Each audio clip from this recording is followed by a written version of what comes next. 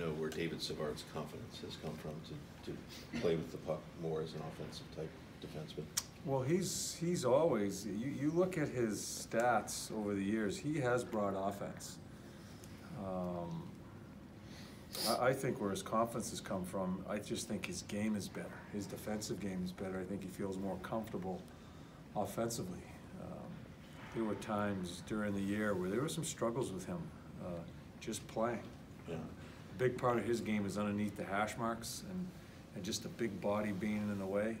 There were some struggles there. I think once he's got that straightened out, I think he feels more comfortable in getting involved in the offense. He was a power play type defenseman. That's where he got a lot of his points in junior and in the minors.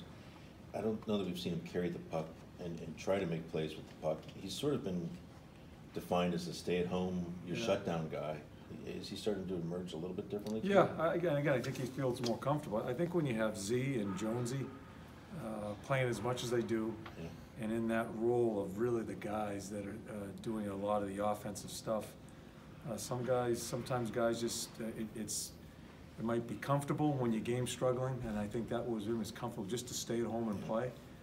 But now I just think he feels good about himself, and certain situations arise that maybe they weren't in some of his game, or opportunities during some of his games. And like last night, it's a long pass up into the neutral zone.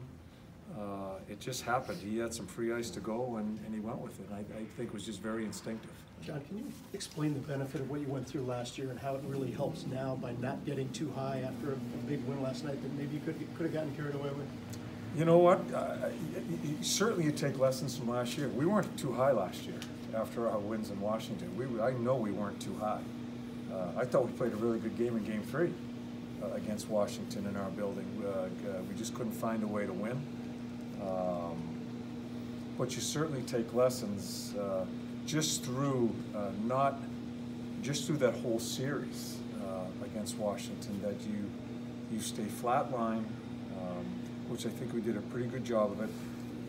You know what, Dave, I just think the more and more opportunities you get to play in the playoffs, this is our 3rd year in a row, that's important in trying to find a way to be a team that's going to win rounds in the playoffs. We haven't found our way. You know, we're still learning, but we have another opportunity now, being 3 years in a row and finding a way to win a crazy game last night. But yeah, so you go through all different experiences, but you need the opportunity. That's why it's so great that this organization has been there 3 years in a row in a grind of a regular season to get these opportunities, to feel it. We'll have some failures too. We have had some failures. We'll have some failures along the way here in this series. But as long as we're here, we're getting those types of experiences. It seemed like right away last night the guys had a lid on it and understood it's just one. Oh shit! If they, of course. I mean if they don't, that's common sense. We're playing against a very, very good hockey team, and yeah. So run last night. Have a ball last night after the game. Feel good about yourself. But they came to work today. I thought they were loose. They practiced well, and we got to be ready to play tomorrow. John, you take a 4-3 lead in the first face-off after you put the kid Texier on the ice with, I believe it was Foligno and Anderson. They have Kucherov and Point out there. You've talked about his no fear, which is understandable.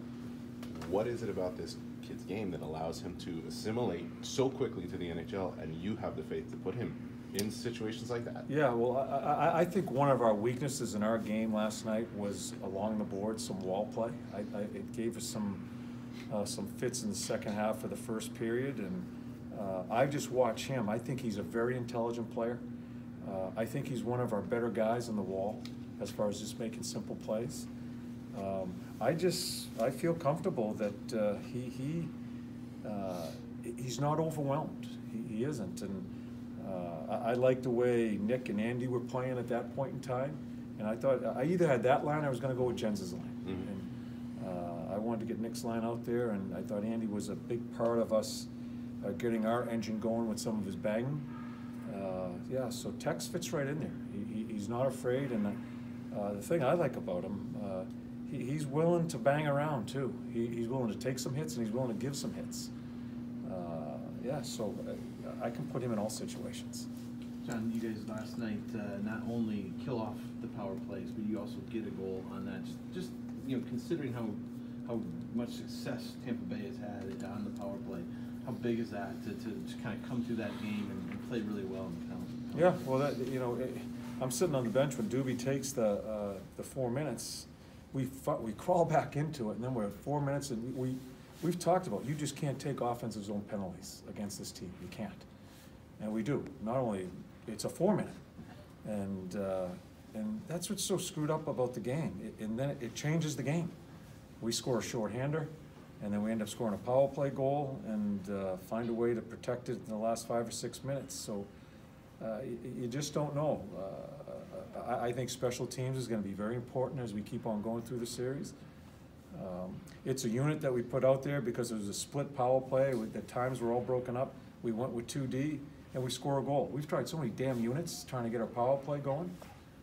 We just throw one together because I just didn't want us running back and forth to the bench when we went on to the power play. We just stayed simple. We ended up scoring a goal.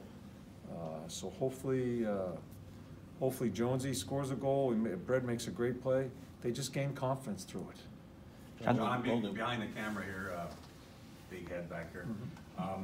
Do you buy the notion at all that there's almost nothing that could be thrown your team's way at this point, given everything you guys have gone through on and off the ice, distractions, meetings, dealing with it, not hiding from it, that no matter what happens in this series and beyond, that you have a group who's seen it all, essentially? Yeah, it's a great question, Pierre, because I've been fortunate enough to coach a long time. I have never had a more interesting year than this year, as far as locker room stuff, and if that, I could use another word, but I'll say stuff. There was a lot of it, and started right from the get-go. I think it has grown skin on the team. I really do. I think it's been a great process in kind of a hinky situation, and where who knows where it all goes next year with players and stuff like that. That's what started all this. But it was in our room, and I knew right away, if that's going to be in our room, we're going to talk about it. And if it starts getting to be, well, the players are feeling uncomfortable to talk about things, we're going to talk about it as a team. And we have done that all year long, and through some pretty crazy stuff that's gone through it. And I think our team has handled it so well.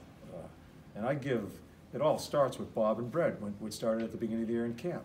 I think they have been two of our best as far as handling the type of situation that we've gone through. So I do think it gives you some skin, and who knows what happens in the series. I'm not worried about our team, how they handle things. Do we succeed? I don't know. I don't have a crystal ball, but I'm very comfortable that they can handle a lot of different things and momentum swings in the series and stuff that happens.